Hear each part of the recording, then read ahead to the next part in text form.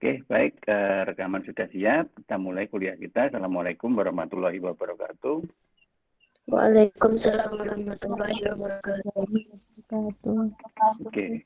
Waalaikumsalam warahmatullahi wabarakatuh. Oke, terima kasih atas atensinya dalam kuliah malam hari ini. Semoga kerasan. Kerasan itu artinya bisa mengikuti materi yang saya sampaikan karena memang ini agak mulai teknis dan sinyalnya mendukung gitu ya, sehingga tidak putus di tengah-tengah jalan untuk jaringan koneksinya. Baik, materi sudah saya sampaikan ke grup 2 kelas ini, kelas reguler dan kelas khusus, terkait dengan analisis transaksi. Jadi kita langsung masuk saja ya untuk pembahasan kita di materi. Monggo untuk materinya silahkan kalian gimana enaknya untuk bisa menyimak. Monggo saja, tapi saran saya jangan nyimak pakai handphone ya. Sebesar apapun handphonenya ya tetap aja kalau materi seperti ini nanti kelihatan kecil. Jadi kasihan mata, apalagi malam-malam kayak gini. Saran nyimaknya pakai laptop yang incinya agak besar. Atau ya kalau memang pakai handphone ya didengerin aja suara saya dan materinya ada yang sudah tercetak ya. Baik, analisis transaksi. Maksudnya begini sih analisis transaksi itu. Di dalam akuntansi itu nanti kan tujuan tujuan dari akuntansi itu sendiri kan membuat informasi. Jadi akuntansi itu sebuah ilmu yang sebenarnya bertujuan untuk memberikan informasi terkait dengan transaksi. Yaitu sederhananya begitu. Sehingga kalau akuntansi itu kita jabarkan di dalam 2 aspek ya, menurut kegunaannya misalkan dan menurut kegiatannya ya dari definisi yang saya sampaikan tadi. Itu jabarannya seperti itu.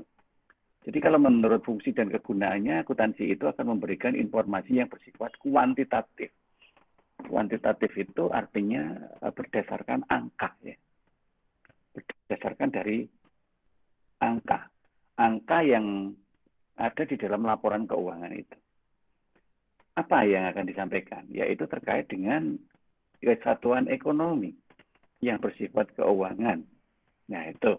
Karena yang dilaporkan adalah data transaksi, maka sifatnya pasti keuangan.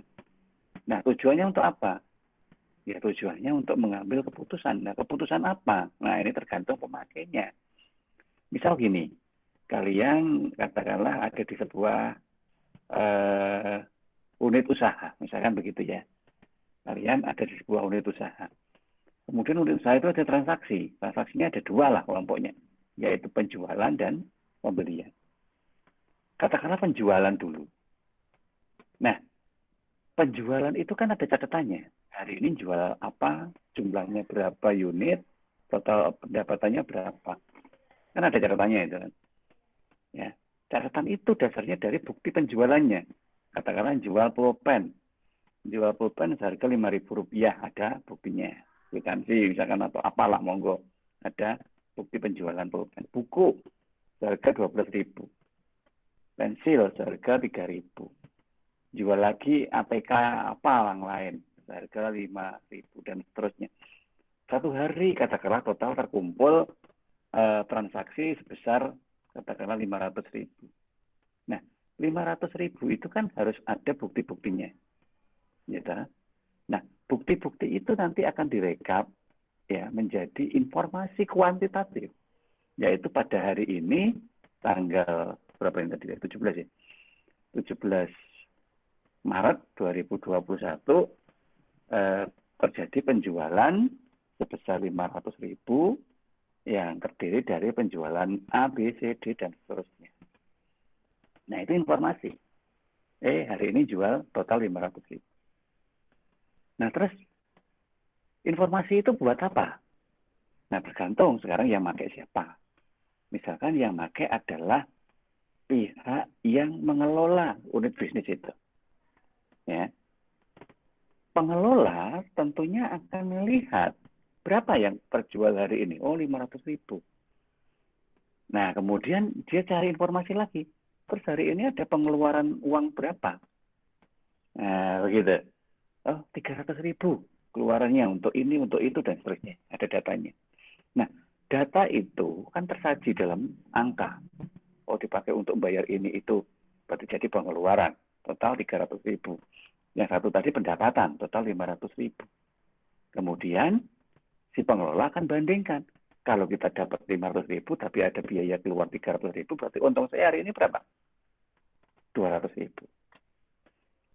Ya, hari ini alhamdulillah untung 200.000. Cukup? Ya, kalau hanya sekedar tahu untungnya berapa cukup. Tapi kemudian pengelola pasti akan membandingkan dengan hari kemarin. Terus kemarin gimana? Nah, kan begitu. Oh, kemarin ternyata pendapatannya itu 1 juta. Tapi pengeluarannya 700.000. Nah, untungnya berapa? Kembali lagi 300.000. Nah, oh sama berarti untung kemarin sama hari ini. Kemarinnya lagi, dan seterusnya.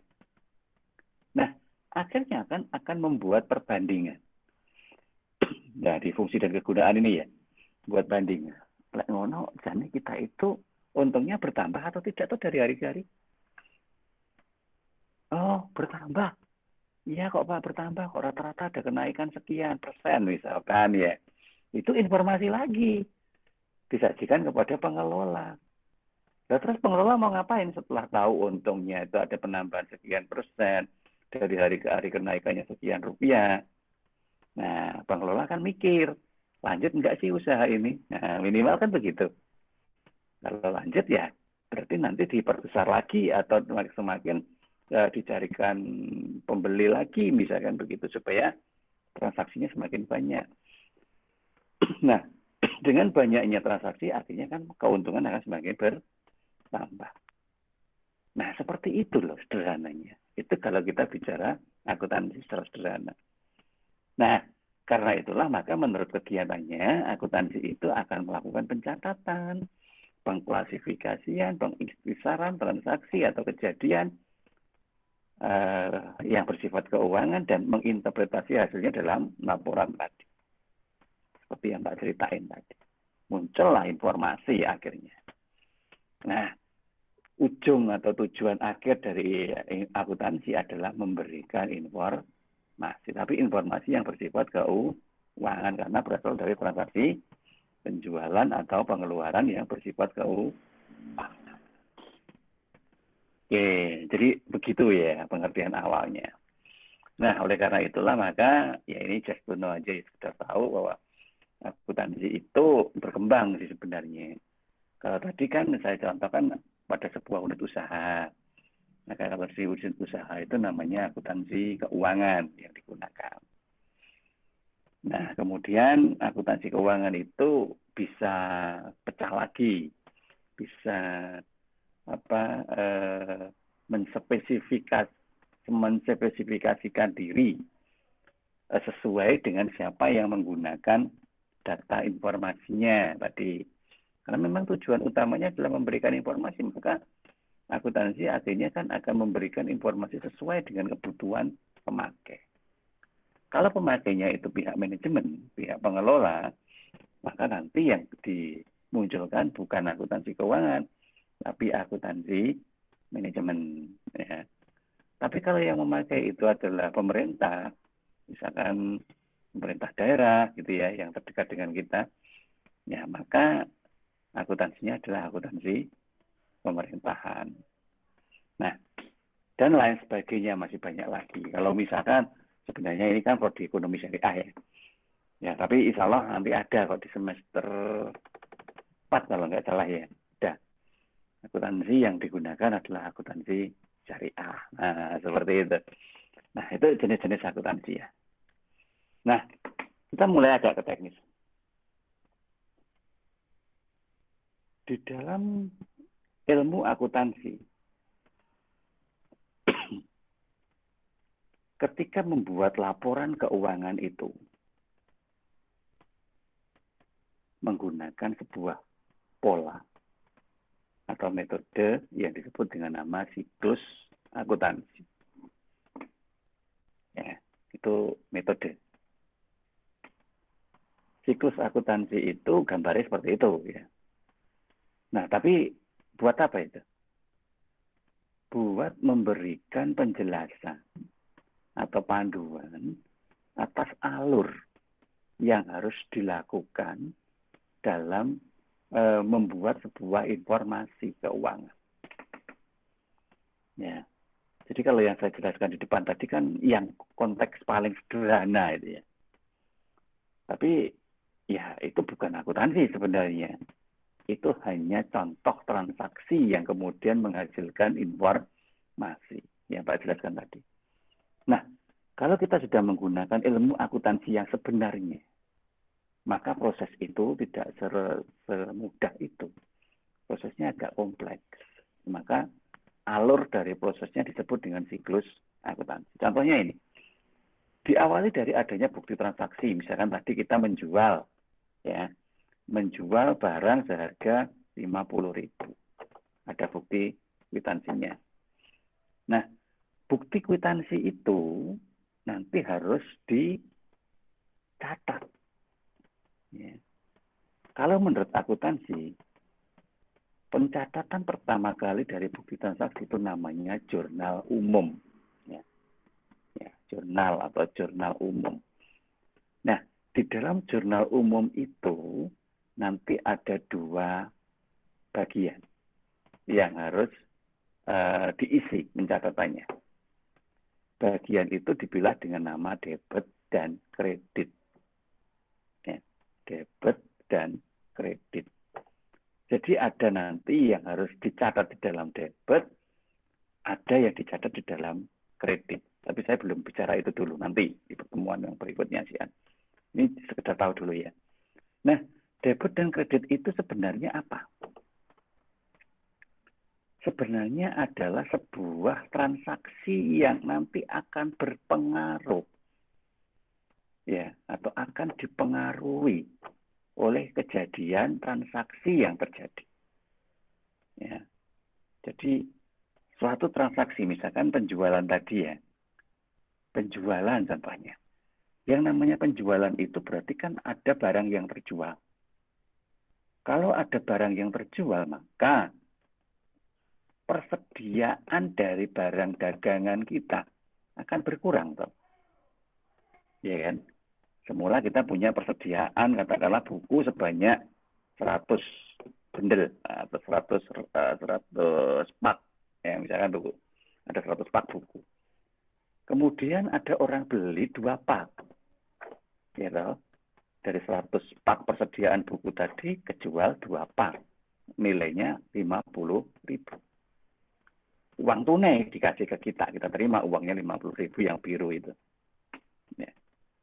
Wes kan? Berarti apa? Persediaan buku di etalase kita kan berkurang, yang semula 100 pak tinggal 98 pak. Karena berkurang 2 pak laku. Tapi sebagai gantinya ada uang 50.000 yang masuk. Nah, setiap penerimaan uang ya tunai yang kita terima itu diakui sebagai kas. Ya, kalau pernah dengar itu ya. Diakui sebagai kas. Nah, buku yang tadi kita siapkan untuk kita jual itu kita akui dengan persediaan buku.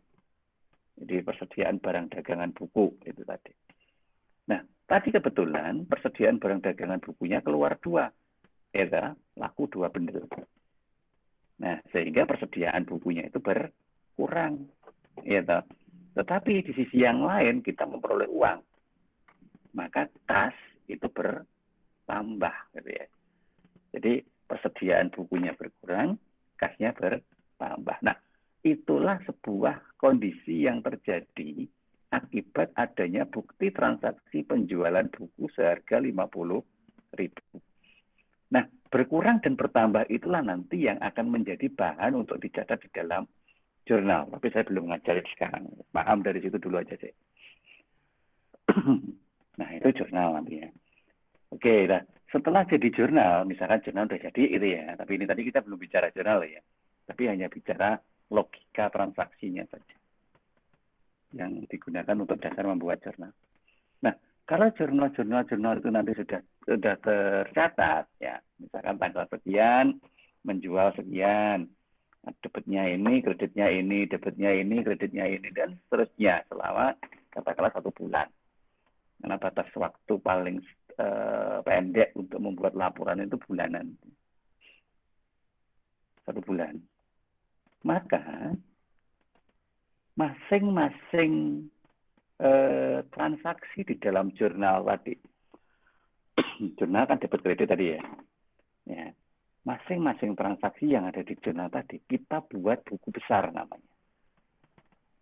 Misal ini agak ngawang ya, mohon maaf karena kuliah online itu begini. Ini kalau saya kuliah offline saya ngorek-ngorek papan tulis gitu ya. Tapi ya karena online ya ada dulu aja. Diperkirakan. Misal kita tadi jual buku 50.000, berarti kan uang kas kita itu bertambah. Ya, catatan di kas itu bertambah 50.000. Tapi persediaan bukunya berkurang. Ya, tinggal ya 98 bendel itu ya. Nah, itu kan tidak sama satuannya. Yang satu bendel, satunya rupiah. Nggak boleh. Jadi kalau satunya rupiah, ya harus rupiah juga persediaan itu. Nah, sekarang 100 buku itu tadi berapa rupiah? Maka kita asumsikan aja kalau laku 2 itu 50.000 berarti satu bendel kan 25.000. 25.000 kali 100 berarti 250.000.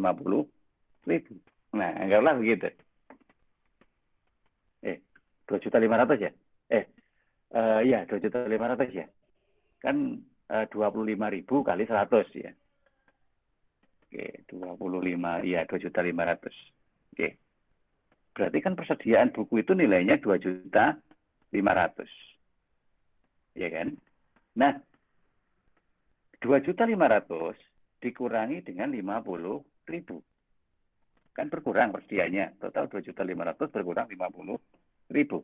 Berarti tinggal 2.450.000. Ya kan? Sehingga kasnya tadi ada penambahan 50.000, persediaannya ada pengurangan sebesar 50.000. Nah, jadi begitu. Ya, sisanya tinggal 2.450.000, 2.450.000 kan sisa. Belum kita akui, ya kan? Karena tadi kita hanya mencatat satu transaksi, yaitu penjualan 2 bendel buku. Nah, begitu. Nah, itu kan misalkan hari ini, misalkan ya, tanggal 7. Besok, tanggal 8, ada lagi penjualan 3 bendel. Besoknya lagi ada penjualan 1 bendel. Besoknya lagi, terus selama 1 bulan. Maka nanti total uang kas yang ada dalam 1 bulan itu kita kumpulin.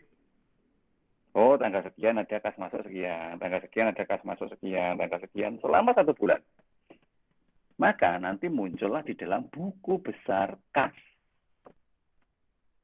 Buku besar kas mencatat kas masuk dan kas keluar. Nah, jadi memang harus tercatat semua dalam kelompok kas.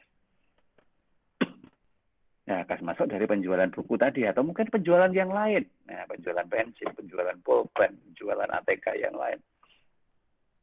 Selama kita memperoleh uang kas, maka itu masuk di dalam catatan kas. Maka selama 1 bulan tadi, jumlah penerimaan kas kita berapa? Itu dicatat di buku besar penerimaan kas. Katakanlah total ya 1 bulan 2 juta. Oke, jadi penerimaan kas 2 juta. Nah, sekarang pengeluaran kas. Untuk biaya apa aja? Ya, misalkan biaya listrik. Kalau masang PDAM ya biaya air. Kalau butuh pulsa ya biaya telepon. Terus apa lagi? Biaya tenaga kerja misalkan kalau memang perlu dibayari. 1 bulan berapa total? Katakanlah 1.500.000. Maka tadi dicatat di buku besar kas. Pendapatannya itu 2.500.000, terus pengeluarannya 1.500.000. Berarti saldo dari buku kasnya berapa? 1 juta. Oke, bisa ya mengikuti? Saya ngawang ini terpaksanya karena ya nggak ada papan tulis. Ya, ada pun juga kalian juga biar dulu. Oke ya, jadi begitu. Itu buku kas, baru kas. Nah yang persediaan gimana? Nah tadi kan ada dua. Hanya satu transaksi aja kan ada dua yang terpengaruh tadi. Kas dan persediaan. Nah persediaannya bagaimana? Kan berkurang. Tadi persediaan bukunya 2.500.000. Berkurang 50.000. Itu kan satu hari. Nah besoknya ternyata ada penjualan buku lagi. Ada penjualan lagi. Sehingga dari persediaan 2.500.000 tadi kan berkurang terus 25.000 per bendel terus untuk buku begitu. Sehingga persediaan buku ya di buku besar persediaan itu kan macam-macam persediaannya ya. Ada buku, ada pensil, ada pulpen, ada step, ada penggaris dan seterusnya TK-TK yang lain misalnya. Nah, itu dibuat catatan sendiri-sendiri. Ya. Di buku besar ini buat catatan sendiri-sendiri. Nah, termasuk juga tadi penerimaan kas ya juga dicatat sendiri-sendiri. Nah, kalau mau rigid itu seperti itu. Jadi penerimaan kas dari penjualan apa, cara sendiri. Tapi kalau tidak mau rigid, ya sudah dikelompokkan aja buku. Terus kemudian buku ATK ya, ATK meliputi buku, pensil, pulpen, step, penggaris dan seterusnya. Terus kemudian fotokopi misalkan ada lagi, terus penjilitan misalkan ada lagi, terus apa meneh yang dijual di situ. Nah, dikelompokkan seperti itu. Nah, kalau memang sudah ada kelompoknya seperti itu, maka nanti untuk mencatat buku besarnya mudah.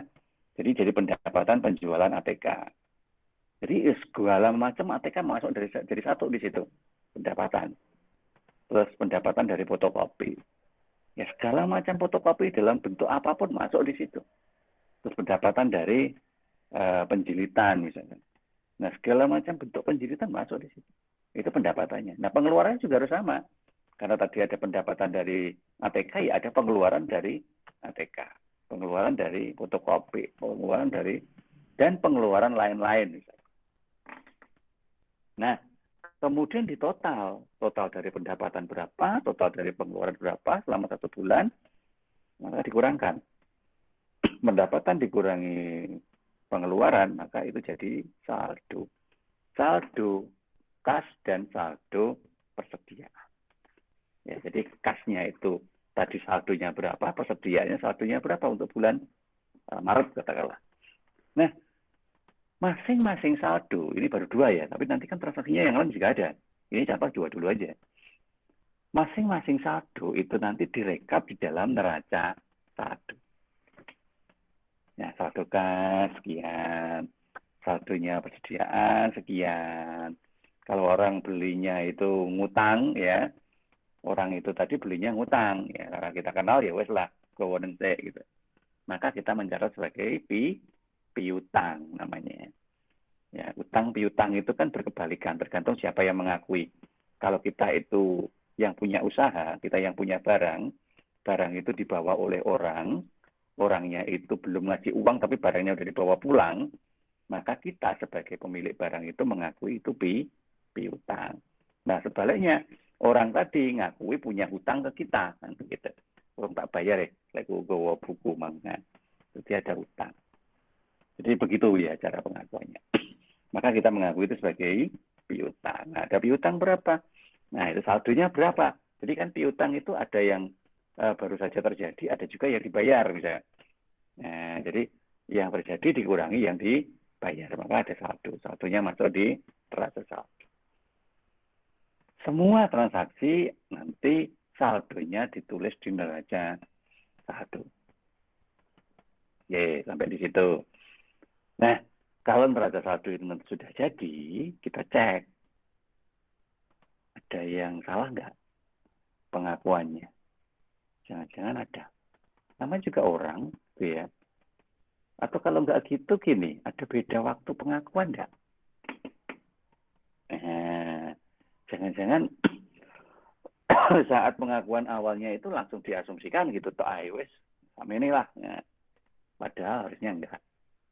Nah, beberapa perbaikan yang mungkin dilakukan terkait kesalahan atau pengakuan yang diasumsikan tadi nanti dicatat di namanya jurnal penyesuaian. Nah, di jurnal kembali. Jadi jurnalnya itu ada 3 gitu ya. Yang pertama tadi jurnal umum hanya mencatat transaksi. Kemudian yang kedua jurnal penyesuaian itu untuk memperbaiki kesalahan pencatatan transaksi. Nah ini kenal dulu aja transaksinya, nanti contohnya panjang ini untuk kenal itu secara teknis ya. Tapi tahu dulu aja deh. Nah setelah disesuaikan maka itu sudah benar semua. Transaksi itu sudah benar pengakuannya. Nah kalau pengakuannya sudah benar maka jurnal ditutup. Nah karena kalau jurnal penyesuaian itu terjadi maka sama artinya kita mengedit lagi jurnal umum yang pertama tadi, ya. Jurnal setelah bukti transaksi itu jurnal umum, ya, diedit di penyesuaian. Nah, kalau diedit itu berarti ada beberapa yang memang ya masih belum fix, gitu ya, gara-gara disesuaikan tadi. Nah, ketika sudah fix, maka jurnal yang sudah fix itu disebut dengan nama jurnal penutup, ya, jurnal penutup. Nah, kalau sudah ditutup seperti itu, maka transaksi itu nanti bisa dibuat menjadi laporan keuangan yang resmi. Ya, laporan keuangan yang resmi paling tidak ada 4 lah. Minimal ada 4 secara teknis yang bisa dimunculkan. Yang pertama adalah laporan laba rugi. Tadi ya susah memang untung biro. Nah, itu nanti ada di laba rugi. Terus setelah laba rugi nanti ada yang namanya laporan perubahan modal. Ya terakhir untung memang untungnya kan biasanya dipakai untuk nambah modal toh. Berarti kan modalnya berubah. Modal awal misalkan 10, terus ada keuntungan sebesar 5, maka modal akhir jadi menjadi 15 karena modal awal ditambah dengan keuntungan. Nah, itu namanya laporan perubahan modal. Nah, setelah terjadi laporan perubahan modal, maka membuat yang namanya laporan neraca. Laporan neraca, yang bentuknya belakangan dulu aja ya, ini fungsinya dulu aja sih. Itu tujuannya adalah untuk menyampaikan berapa nilai kekayaan yang sebenarnya kita miliki dari transaksi tadi. Maka neraca itu ada 2 sisi, yang namanya aset atau aktiva dan pasiva. Nah, aset itu ya semua harta benda yang ada di dalam usaha kita tadi. Ya, mulai dari uang kas, mulai dari persediaan, piutang, terus kemudian mungkin tadi punya mesin fotokopi, punya mesin percetakan, terus kemudian ada kendaraan misalkan untuk hilir mudik kemana-mana. Ya, terus ada perabotan-perabotan yang dipakai untuk naruh etalasenya. Terus ada peralatan misalkan kayak komputer yang dipakai untuk nyatet transaksinya. Nah, itu nilai secara rupiah berapa? Nah, itu dimunculkan semua di situ. Sehingga total asetnya berapa misalkan. Ya, total aset isinya dari usaha tadi. Nah, katakanlah total aset jadi nilai 150 juta misalkan begitu. Oke. Berarti 150 juta itu kan nilai rupiah yang kemudian berbentuk macam-macam tadi. Ada yang berbentuk uang, ada yang berbentuk persediaan barang dagangan, ada yang berbentuk komputer, berbentuk motor, berbentuk perabotan, dan seterusnya tadi. Mesin. Nah, berarti uang itu tadi semuanya 150 juta itu sumbernya dari mana? Nah, maka sumber dari aset itu ada di pasiva. Ya, di pasiva. Sehingga pasiva itu ada 2 kelompok. Yang satu adalah hutang, yang satu adalah modal. Nah, kalau kita bicara modal, berarti kan dari laporan perubahan modal tadi. Ya kan? Laporan perubahan modal tadi berapa? Tadi 10 ditambah 5, 15. Nah, misalkan begitu. Maka 15 itulah masuk di dalam posisi modal. Ya, posisi modal. Oke. Nah, sekarang tadi berapa untuk asetnya? Ya, katakanlah asetnya berapa tadi? 250 juta, katakanlah begitu ya. Misal, ben kita gede. 250 juta total asetnya, terdiri dari macam-macam tadi. Nah, terus kemudian modalnya adalah 15, katakanlah 150 juta. Berarti kan dari 250 juta aset, yang 150 juta itu bersumber dari modal. Nah, kurangannya yang 100 juta berarti berasal dari hutang. Jadi masuk di posisi hutang tadi. Ya, mungkin pernah hutang dengan pihak yang lain berapa, totalnya 100 juta. Jadi 100 ditambah 150, 250, nanti menjadi aset. Nah, itu laporan neraca. Nah, sekedar tahu dulu aja. Ya, minimal sampai di situlah. Nah, dari laporan keuangan tadi, laba rugi, perubahan modal neraca, itu nanti sebenarnya kalau mau diperiksa apakah laporan itu benar, maka pemeriksaannya ditelusuri lagi sampai dengan bukti transaksi yang dibuat. Nah, pemeriksa itu siapa? Misal ada pengawas, misal ada audit, nah, seperti itu. Nah, yang bisa jadi tidak selalu ada gitu, tapi kan dalam kurun waktu tertentu biasanya ada kegiatan itu untuk mencocokkan laporan dengan kondisi aslinya supaya ketahuan itu sebenarnya laporannya benar atau dibuat-buat. Nah, sehingga laporan keuangan ditelusuri lagi dari bukti transaksi, balik lagi dari awal untuk pemeriksaannya. Nah, oleh karena itu, karena berputar-putar terus seperti itu, maka itu disebut dengan siklus. Yang kita kenal dengan nama siklus akuntansi. Oke, itu ilmu awal dari transaksi akuntansi. Saya tambahin lagi. Jadi gini, kita balik lagi ke modal tadi ya. Tadi kan ada modal 150 juta. Anggaplah 150 juta itu berasal dari pemiliknya, pemilik usaha itu. Berarti si pemilik usaha itu kan menginvestasikan uang sebesar 150 juta di usaha ATK tadi. Ya, kan? Nah, 150 juta uangnya pemilik itu kan harus berbentuk barang-barang yang mau dijual tadi. Berarti kan benar-benar si pemilik itu ngasih uang dulu itu ke pegawai yang jaga di ATK itu kan untuk dibelanjakan menjadi barang dagangan. Logikanya kan begitu. Loh, duitnya 150 juta, kawanan. Terus iki belanja no. Golekno supplier sing murah dan oleh laba sing oke. Nah, misalkan begitu.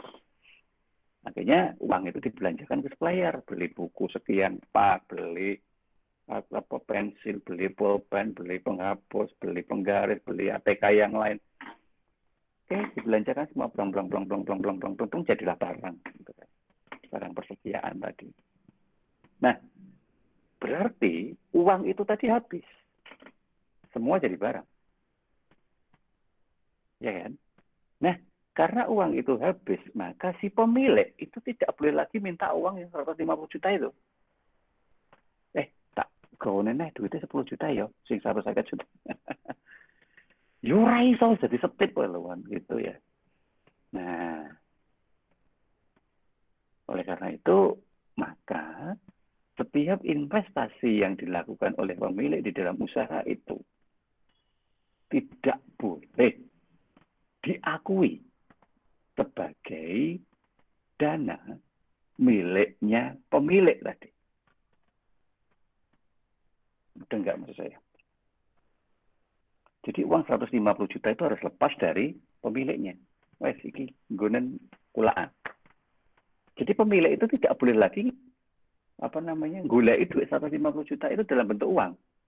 Tapi golek ini terus tadi apa mau duitku? Nah, ini ada buktinya. Nah, karena itulah maka kita sebut dengan nama konsep entitas terpisah. Artinya begini, perusahaan itu dianggap terpisah dengan pemiliknya. Ya. Jadi uangnya pemilik ketika sudah dimasukkan perusahaan ya sudah menjadi miliknya perusahaan. Tidak boleh lagi digulei, diakui sebagai uang miliknya si pemodal tadi. Terpisah. Nah, di mana kita bisa ilustrasikan seperti ini. Nah, sekarang kita salon gitu ya. Usaha salon misalkan, sederhana aja. Di HTK sekarang salon. Jadi namanya Eliza. Eliza punya uang 10 juta. Terus dia mau investasi modal di salon. Maka uang itu akan diberikan ke salon Eliza. Lihat. Jadi uang itu sudah menjadi uangnya salon Eliza. Bukan uangnya Eliza lagi. Walaupun salon Eliza juga miliknya Eliza ya. Tetapi antara individu dan unit usaha itu sesuatu yang berbeda. Rumah tangganya itu terpisah. Ya. Eliza punya uang 10 juta tadi diberikan ke salonnya Eliza. Perkara sing ngelola salon itu saja nih Eliza sendiri ya terserah. Atau orang lain ya terserah. Yang penting Eliza sudah tidak mengakui bahwa uang 10 juta itu miliknya. Tapi sekarang milik salon Eliza. Ya, gitu ya. Nah, sehingga harta salon Eliza itu ada penambahan sebesar 10 juta. Ya, di mana harta salon itu nanti dipakai untuk kepentingan Eliza dalam aktivitas si salonnya tadi. Sehingga harta salonnya itu 10 juta, kepentingan Eliza juga sama, sebesar 10 juta. Karena ya memang dananya 10 juta, maka nggak boleh nggak sama. Harus balance ya, harus seimbang. Ya. Nah, oleh karena itulah maka kita bisa mengatakan bahwa harta sama dengan kepentingan pemilik. Ya. Harta salon loh ya. Jadi kita sudah tidak ngomong lagi Eliza, kita sudah ngomong usahanya. Jadi harta salonnya tadi bertambah 10 juta dan Eliza punya kepentingan dengan uang 10 juta tadi. Ya, jadi harta sama dengan kepentingan pemilik besar 10 juta. Oke, mohon maaf sebelumnya bagi yang masih stay di sini ada 10 mahasiswa. Jika apa yang saya sampaikan ini nanti masih bingung, ya, saya tidak tahu loh ya, saya nggak ngerti. Ya, jadi tolong di unmute dan matur. Pak, mohon maaf belum paham. Nah, begitu ya. Karena saya tidak paham. Kalian ngerti tapi tidak. Karena ya keterbatasan komunikasi seperti ini ya. Oke, jadi tolong sampaikan kalau memang belum paham. Nanti nggak apa-apa diulangin lagi ya. Bagi saya tidak ngejar target satu materi di slide ini nanti selesai. Enggak. Ya, nggak apa-apa. Terpaksa kita bahas 2 pertemuan juga nggak apa-apa. Ya, yang penting mudeng. Sidik-sidik. Ya, nggak apa-apa. Boleh HP. Oke, saya ulangi lagi. Berarti ketika Eliza tadi nyetor uang 10 juta ke salon, maka Eliza sudah tidak lagi mempunyai uang. Tapi sekarang yang punya uang adalah salon. Ya. Nah, harta salonnya menjadi bertambah 10 juta. Tapi karena salon itu juga mengikuti apa yang ingin dilakukan oleh Eliza, maka disebut sebagai kepentingannya di Eliza. Maka dengan harta 10 juta itu, Eliza juga punya kepentingan atas harta sebesar 10 juta tersebut. Sehingga terjadilah balance sheet. Bahwa harta sama dengan kepentingan. Bahwa hartanya 10 juta, maka kepentingan juga sebesar 10 juta. Nah, sekarang kita coba lagi. Konsepnya sama. Eliza ngasih uang 10 juta ke salon. Maka tadi disebut hartanya bertambah 10 juta, kepentingannya juga 10 juta dengan konteks ini. Nah, apabila misalkan ada kreditur di sini. Kreditur tukang ngutangi duit, terus ngono gampangane. Bahasa ngerayune kira-kira ngono. Tukang ngutangi duit. Datang, melihat, salon, butuh duit nah, duit mungkin 10 juta toh. 10 juta sopo. Tak tambahi. 1 juta. Nambahi 1 juta. Ya udahlah, kalau kurang kita tambahi lagi nolnya di belakang, gampang gitu kan. Ini kan gampangannya ngomong aja. Kreditor punya uang 1 juta. Datang, duit 1 juta. Lumayan. Maka uang 1 juta itu akan menambah hartanya si salon. Ya, bukan harta Elisa lah ya. Ingat, Elisa sudah di luar. Yang kita bicarakan sekarang adalah usahanya, yaitu salon. Maka uang 1 juta dari kreditor tadi menambah harta salon. Maka hartanya si salon itu bertambah. Bertambah dari mana? Dari kreditor. Oleh karena itu persamaannya harta sama dengan kreditur ditambah kepentingan pemilik. Kepentingan pemiliknya tetap 10 juta, krediturnya tadi tambah 1 juta, maka hartanya adalah 11 juta. Ya. Begitu. Ya. Oke, selama masih diem berarti saya anggap paham ya. Nggak tahu diemnya tidur punya apa, pokoknya yang tak anggap paham ngono ya. Silent is understand. Prinsip saya itu. Oke, sampai di sini. Jadi harta menjadi 11 juta karena ada tambahan kreditur 1 juta dan kepentingan pemiliknya 10 juta.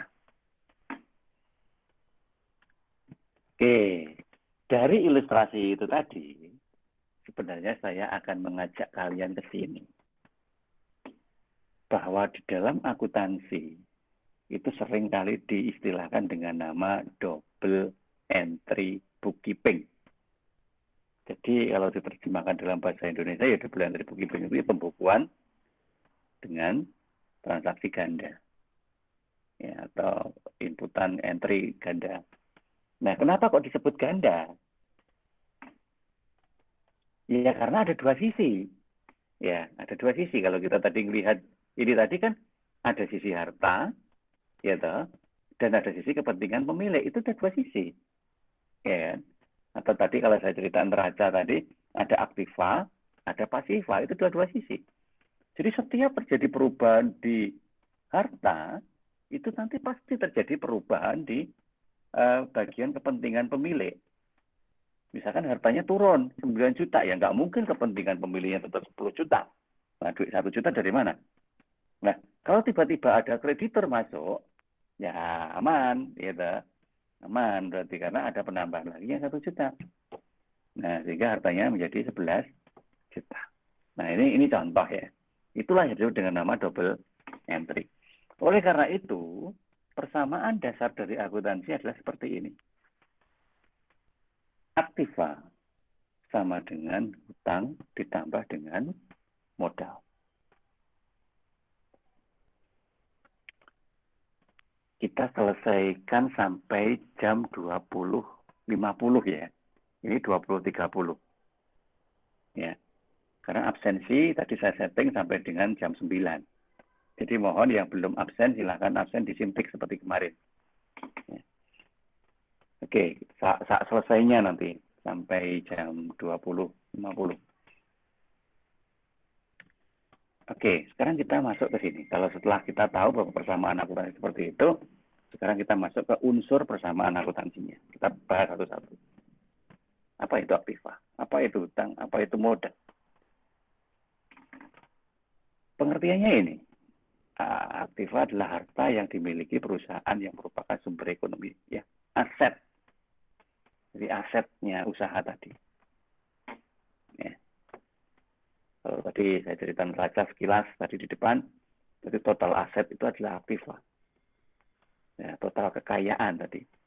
Mulai dari kas, piutang, persediaan, aktiva tetapnya tadi bisa kalau tadi saya cerita percetakan ya, ada apa namanya peralatan untuk percetakannya, peralatan untuk fotokopinya, nah, kemudian kendaraan misalkan kalau punya untuk wirawiri terus kemudian perabotan untuk etalasenya, kemudian peralatan komputer dan teman-temannya misalkan. Nah, itu semua adalah aset atau aktiva atau harta. Ya. Nah, kemudian aktiva itu bersumber dari mana? Karena kan double entry tadi. Maka semua kekayaan di dalam aset atau aktiva harus ada sumbernya. Sumbernya ada dua, yaitu dari hutang dan dari modal.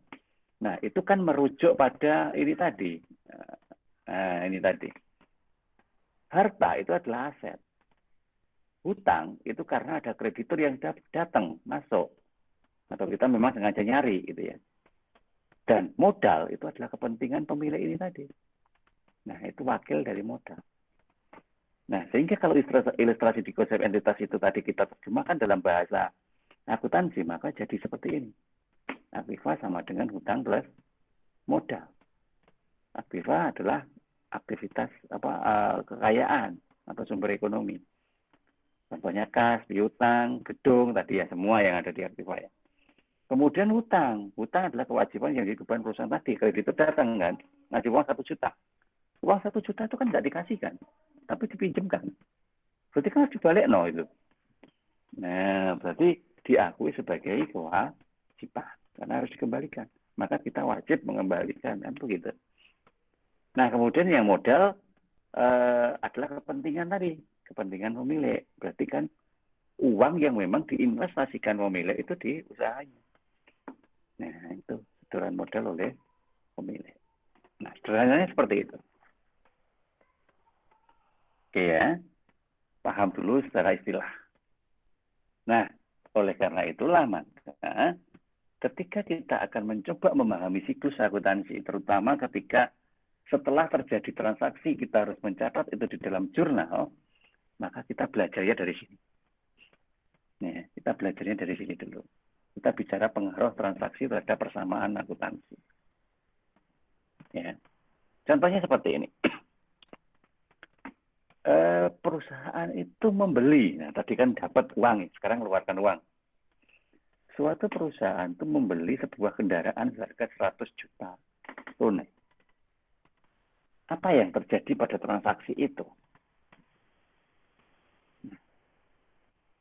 Berarti kita harus melihat pengaruhnya secara ganda. Karena tadi kita bicara akuntansi adalah bicara double entry. Berarti ada dua item nanti yang terpengaruh dari transaksi tersebut. Apa itu? Yang pertama adalah kas. Kenapa kok kas? Karena tunai. Seperti tadi dari awal saya sampaikan. Setiap kali ada transaksi tunai, pasti kas itu terlibat. Tergantung sekarang transaksi masuk atau transaksi keluar. Ini tadi adalah transaksi keluar. Karena kita mau pakai untuk beli mobil. Ya kan? Berarti kas perusahaan berkurang sebesar 100 juta. Oke ya. Seperti itu. Karena uangnya dipakai untuk beli mobil. Berarti kan uangnya berkurang. Terus transaksi yang kedua apa yang terjadi? Ya mobilnya, kendaraannya. Karena tadi beli mobil kan pulang bawa mobil. Akhirnya kan mobilnya bertambah. Senilai 100 juta. Bapak uang belum punya loh tadi awalnya. Ya enggak masalah. Itu kan hanya istilah aja ya. Artinya karena belum punya kemudian menjadi bertambah satu. Bertambah punya. Nah, semula kendaraannya itu nilainya 0, karena sekarang beli, maka kendaraannya menjadi 100 juta. Ya, oke. Nggak usah mikir yang aneh-aneh yang lain ya. Kita hanya mikir apa pengaruhnya atas transaksi itu, gitu aja wes. Jadi kita pahami, kalau kita bicara tunai, berarti pasti ada pengaruh terhadap kas. Nah, sekarang kas itu dipakai untuk apa? Kalau memang mau dikeluarkan, ya berarti ada yang harus masuk, gitu kan. Karena ada pengeluaran kas, berarti harus ada pemasukan. Pemasukan dari barang yang dibeli atas uang kas tadi. Karena ini dibeli untuk kendaraan, maka kasnya berkurang, kendaraannya bertambah. Dan jumlahnya harus sama, nggak boleh nggak sama. Harus balance. Oke, satu lagi. Katakanlah beli mesin fotokopi, nilainya 50 juta. tapi tidak tunai. Nah, kalau tunai gampang ya. Maksudnya ngerti. Kalau misalkan tunai, bisa bayangkan ya. Jadi uang kasnya berkurang 50 juta, terus mesin fotokopinya bertambah senilai 50 juta. Nah, tapi sekarang saya bicara tidak tunai. Nah, kredit. Kalau begitu apa yang berpengaruh? Nah, yang pertama jelas mesin fotokopinya bertambah. Atau peralatan, ya sebut saja peralatan. Bertambah sebesar 50 juta. Nah, tapi kan kredit. Berarti kan kas nggak berkurang. Apa yang berkurang? Nggak ada yang berkurang. Tetapi yang satunya bertambah. Yaitu hutang. Hutangnya bertambah senilai 50 juta. Karena memang kita belinya kredit. Berarti kan nambah hutang. Loh Pak, kalau satu bertambah apa bisa? Gini, jika tadi kan double entry, saya bicara double entry. Oke, memang ini, ya, saya bicara ini tadi. Ini kan double entry. Isinya aja deh, ini aja. Ya, ini kan double entry. Karena di sini pemisahnya ada di sini. Sama dengan aktiva. Sama dengan hutang plus modal. Double entry. Jadi apa yang ada di aktiva ini nanti harus sama dengan di hutangnya atau di modalnya atau keduanya. Nah, sekarang tadi saya katakan, kita kan membeli mesin fotokopi kan. Berarti kan aktivanya bertambah. Iya kan?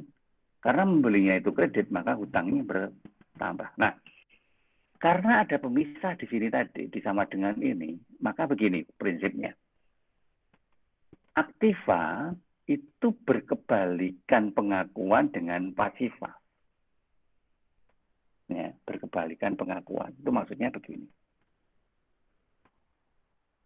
Karakteristik aktiva, ya, itu berkebalikan dengan karakteristiknya pasifa. Jadi tadi kalau misalkan kita bicara pembelian tunai, kas dan mesin, misalkan, maka kas berkurang, mesin bertambah. Karena memang harus balance. Balance di posisi aktivanya. Tetapi kalau mesin tadi tidak didanai dari aktiva, tapi didanai dari hutang, maka tidak lagi satu bertambah, satu berkurang. Tapi bisa sama-sama bertambah. Karena tadi karakteristiknya kebalikannya pasifa itu. Ya, sehingga ketika aktiva bertambah, maka hutang bertambah. Nah, itu kalau pembelian kredit. Nah, logikanya seperti itu. Ya, cuman hal itu tidak berlaku pada modal. Nah, ini pasifa itu dua kelompok itu aja karakternya beda lagi.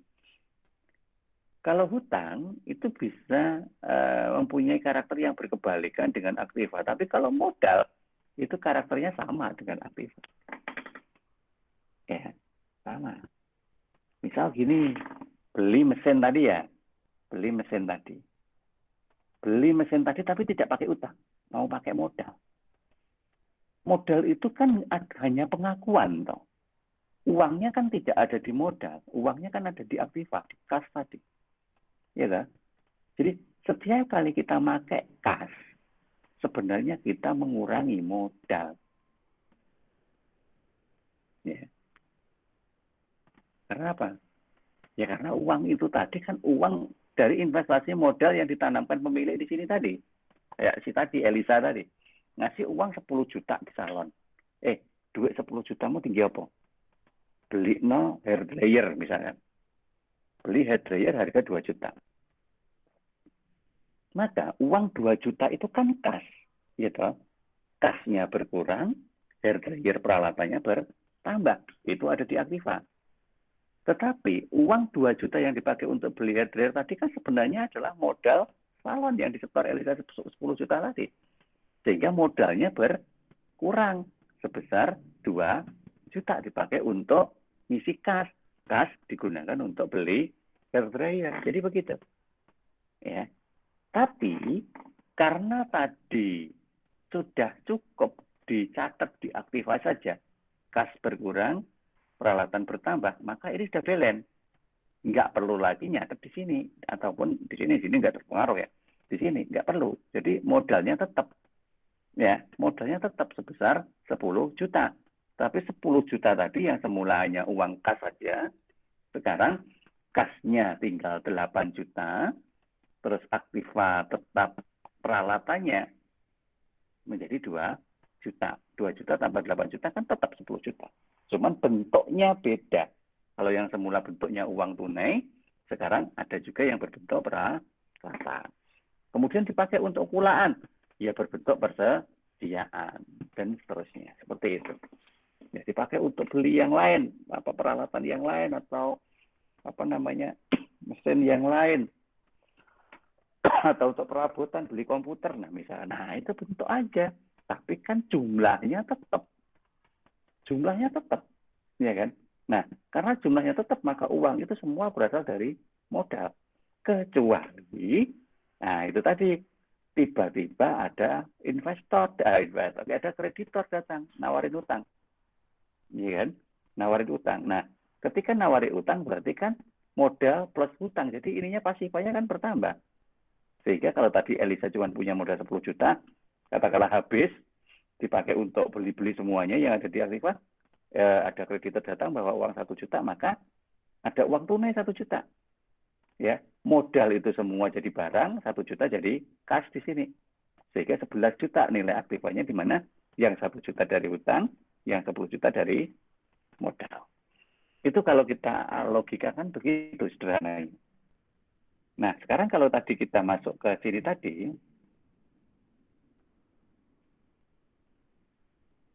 ya, yang ini oke. Nah, ini tentunya sudah paham harusnya bahwa di sini ini terjadi perubahan kondisi, gitu. Peralatan bertambah 50 juta, di mana karena tadi beli kredit, maka hutang bertambah 50 juta. Nah, seperti itu. Oke, yang lain coba jam berapa? Ntar lagi ya. Oke. Sekarang ganti, perusahaan menjual kendaraannya. Ya, jual 80 juta harganya. Tunai. Nah, kalian sudah mulai berpikir, ketika ini bicara tunai, berarti bicara kas. Nah, jadi begitu cara berpikirnya. Oh, tunai. Berarti ada kas di situ nanti. Nah, sekarang kas itu tadi, kas masuk atau kas keluar? Oh, jual kok. Jual kan harusnya dapat uang. Ya, berarti ada kas masuk sebesar 80 juta. Nah, karena ada kas masuk, maka kasnya bertambah 80 juta. Ya kan? Nah, pasangannya apa? Nah, begitu ya. Jadi harus selalu ingat ya, bahwa karena tadi adalah transaksi double entry, maka setiap satu transaksi harus ada pasangan di transaksi yang lain. Nah, sekarang apa tadi yang jadi masalah? Oh, menjual kendaraan. Kalau kendaraan dijual itu kendaraannya bertambah atau berkurang? Nah, karena kita hanya bicara bertambah sama berkurang tok loh ya. Oke, jadi kasnya bertambah karena dapat uang. Nah, yang kedua kendaraannya berkurang karena dijual. Nah, jadi begitu. Oke, latihan lagi. Coba. Ini bisa nebak nggak? Ya, nggak nebak, semua setelah itu ya. Tapi logika aja, dipahami logikanya dulu. Ini sama, menjual kendaraan seharga 150 juta. Nah, tapi kredit. Tadi kan tunai. Kalau tunai pasti ada kas. Kalau kredit, Pak, pasti ada hutang atau piutang. Kebalikannya, tergantung pengakuannya. Nah, coba apa yang terjadi? Karena ini tadi kita sebagai pemilik kendaraan, kita menjual, berarti kita mengeluarkan barangnya, harusnya kita dapat uangnya. Kalau tunai, otomatis uangnya tunai, dapat. Tapi kalau kredit, berarti kan uangnya belum kita terima. Ya, enek sing gelem nuku, tapi semayani gitu loh. Biasanya kan gitu. Nggih, kula purun 150 juta tapi ya terus seminggu meleh nggih. Pun kendaraannya kesane teng mriki. Pokoknya kula pun sepakat nggawe perjanjian sakniki nggih purun tapi duitnya seminggu meleh. Nah, misalkan seperti itu gitu ya. Ya enggak apa-apa. Oke, siap. Nah, tapi hari ini juga karena kita sudah membuat perjanjian ada penjualan seharga 150 juta, maka kita akui kendaraan kita berkurang 150 juta. Nah, tapi kita belum dapat uang. Uangnya sih diutang karo sing tuku. Nah, sing tuku menganggap itu hutang, berarti kita menganggap lawannya hutang, yaitu piutang. Jadi piutang kita bertambah. Piutang kita apa toh? Piutang itu adalah klaim sejumlah nilai yang masih dibawa oleh pihak lain. Nah, jadi begitu. Oke, ini misalkan membeli sebuah mesin secara kredit. Nah, pokoknya membeli itu berarti melibatkan uang. Cuman kas apa kredit? Kalau kas berarti melibatkan tunai berarti melibatkan kas, kredit melibatkan utang atau piutang tergantung kondisinya. Nah, seperti ini misalkan. Suatu perusahaan itu berarti kita yang mencatat di dalam perusahaan itu, membeli secara kredit. Berarti apa? Karena kita membeli, berarti kan kita punya hutang kepada pihak yang menjual. Ya kan? Membeli kredit berarti kita punya hutang kepada yang menjual. Sehingga hutang kita bertambah 200 juta. Nah, karena kita beli mesin, maka mesin kita apa? Mesin kita bertambah senilai 200 juta. Nah, seperti itu. Nah, misalkan ini bayar utang saiki. Nah, kita bayar utang. Gimana kalau kita bayar utang? Bila bayar utang kan ada duit. Ya kan? Kalau duit berarti kan tunai. Nah, berarti kan melibatkan kas. Berarti kas kita bertambah atau berkurang kalau uangnya dipakai untuk bayar utang? Oke, benar. Kasnya berkurang 50 juta karena dipakai bayar utang. Nah, karena utangnya terbayar, maka utang berkurang. Karena tadi berkebalikan tadi. Ya, utangnya juga berkurang senilai 50 juta. Atau ya di logika saja lah, bingung berkebalikan, bingung ya. Di logika. Bayar utang toh, berarti kan duit kas toh. Ya, ngono duit kas berkurang toh, nggih bayar utang kok 50 juta. Ya wes kasih berkurang. Nah, ngono utangnya kan dibayar. Ya ta? Berarti kan harus dibayar, berarti utangnya kan berkurang. Oh, dibayari. Oh, berarti utang juga berkurang sebesar 50 juta. Jadi begitu aja, logika aja. Misal ini si pemilik usaha itu melakukan penyetoran 75 juta ke kas sebagai tambahan modal. Nah, ada setoran modal. Nah, apa yang berpengaruh? Kalau nyetornya uang berarti kan yang berpengaruh kas. Ya, karena dapat setoran berarti kasnya bertambah. Nah, karena kasnya bertambah maka modal juga bertambah. Nah, gitu. Ya, insyaallah mulai paham lah ya. Ini melakukan penarikan uang 25 juta, apa yang berpengaruh? Ya karena uangnya diambil maka kasnya akan berkurang. Tetapi sebenarnya yang kita catat bukan kas tetapi modal. Ya, cuman kas dipakai sebagai pembelan. Modalnya berkurang, di mana modal berkurang karena ada kas yang keluar. Yes, ya, masih semangat enggak? Ya, ini pas jam 20.50. Tugas. Tugas buat kalian. Slide berikutnya masih bercerita hal yang sama. Coba dipahami. Ya, coba dipahami. Ya, coba dipahami sampai dengan slide ke. Nah, ini sudah mulai pinter kudunya di sini. Oke, sampai di slide 28. Sampai di situ dulu. Ya. Usahakan nanti ketika kalau pakai laptop ya, kalau pakai laptop atau pakai komputer, gini aja, apa pengaruhnya? Berhenti sampai di situ. Jadi jangan sampai dibuka dulu, ya. Atau kalau sudah kadung kecetak, kadung ke print, tutupin dulu yang bawah ini, yang di kotak bawah ini tutupin dulu ya, tutupin dulu, kemudian kalian pakai untuk nebak. Oh ini berarti ini berpengaruh. Ini berkurang, ini bertambah. Ini berkurang, ini berkurang. Ini bertambah, ini bertambah. Begitu.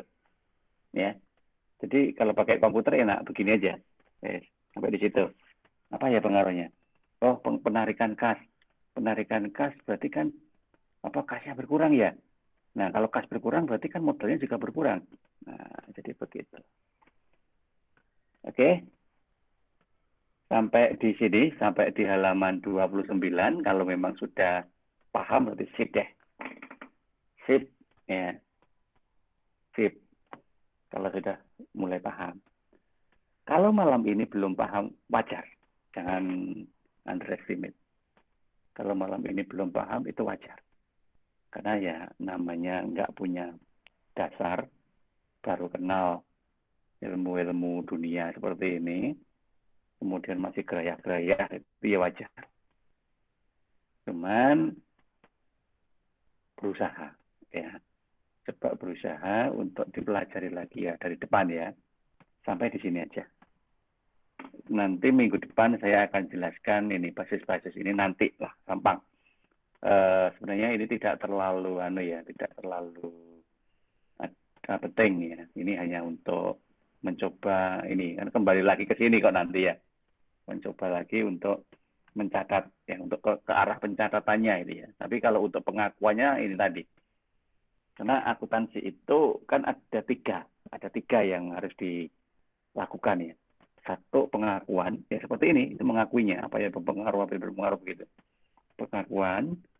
Kemudian yang kedua adalah pencatatan ya. Terus dicatatnya piye. Nah itu tadi nanti pakai basis apa ini tadi basis kas, basis accrual nanti minggu depan saya jelasin ya. Pencatatan dan yang ketiga pelaporan. Nah pelaporan itu kalau sudah jadi laporan keuangan baru bicara pelaporan. Kalau yang masih seperti ini masih bicara pengakuan dan pencatatan. Oke, sampai di sini dulu. Ada yang mau ditanyakan? Saya biro lagi mau cerita kok. 8 ya, yang lain sudah hilang karena sinyal. Monggo silakan kalau ada yang ditanyakan silakan.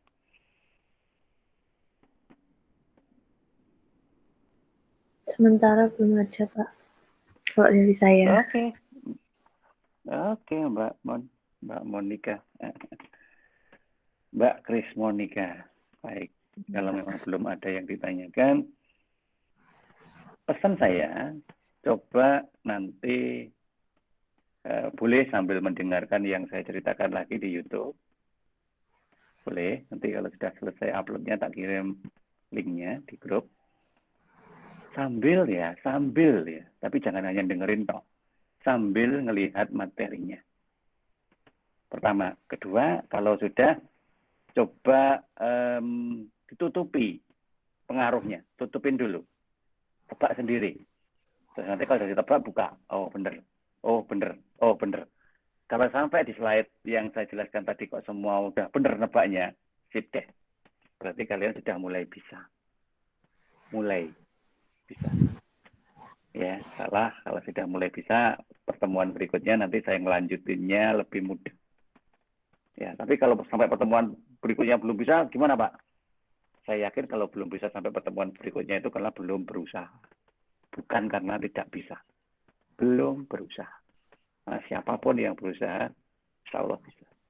There is a will, there is a way. Ya, di mana ada kemauan, di situ pasti ada jalan yang ditunjukkan oleh Allah kita. Ada pertanyaan berikutnya? Pak Agus nggak ada, Mbak Monika nggak ada. Ya, karena beliau berdua mewakili seluruh kelas 8 orang. Ya nggak apa-apa lah. Ya, semoga yang lain nanti bisa melihatnya di YouTube dan mungkin lebih paham dari panjenengan yang ada di sini. Rahasia ilahi. Baik, begitu mungkin. Terima kasih atas perhatiannya di kesempatan malam hari ini. Kalau memang sudah tidak ada yang perlu ditanyakan lagi, kuliah saya cukupkan sampai di sini. Next, kita ketemu lagi menunggu kesepakatan dari teman-teman di kelas reguler dan kelas khusus ekonomi syariah. Saya ngikutin aja, karena saya kan hanya melayani panjenengan semua. Kita akhiri pertemuan ini. Semoga apa yang kita bahas malam ini bermanfaat. Assalamualaikum warahmatullahi wabarakatuh. Waalaikumsalam warahmatullahi wabarakatuh.